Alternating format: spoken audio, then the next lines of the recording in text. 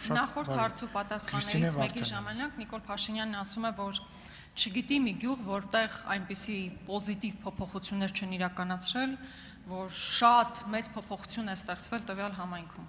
Առնվազն մի գյուղ ձեզ նշեմ, որտեղ աննախադեպ իրողություն է ստեղծվել ձեր իշխանության օրոք, որտեղ ադրբեջանցիներն օկուպացրել են գերեզմանոցներ, որտեղ ադրբեջանցիները նստած են ջրի աղբյուրների վրա, եւ այդ գյուղը կապանում է, ներքին հանդում է, վստահ եմ, որ գիտեք։ Բայց իմ հարցը այլ բանի մասին է։ Վերջին ամիսների քաղաքական հիմնական մեյնսթրիմը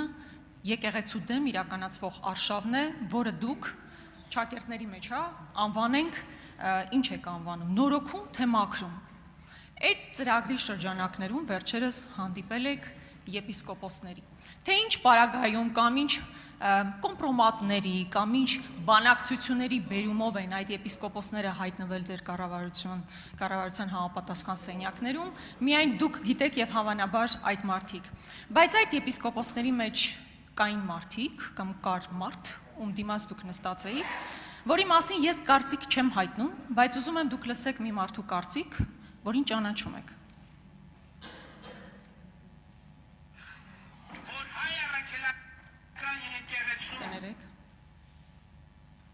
Հայտարարությունը ասել է այնտեղ, որ հայ առաքելական եկեղեցու Արարատյան թեմի առաջնորդը, հայրապետական փոխանորդը ձայնագրություն է հրապարակվում, որը ծայրից ծայր դեմ է քրիստոնեական արժեքներին եւ հայ առաքելական եկեղեցու էությանը։ Չհասկացա, հոգեվորականը Բենթլի ունենա, ոչ մեկին հաշվետվություն չտա, խելագար է։ Հասկանում եք, իմ կարծիքը չի, դուք ասում եք այդ մարդը դեմ է քրիստոնեական արժեքներին, հայ առաքելական եկեղեցու էությանը, հոգևորականը Բենթլի ունենա ու ոչ մեկին հաշվետվություն չտա, խելագար եք, ես անկեղծ ասած չգիտեմ ում եք խելագար համարում,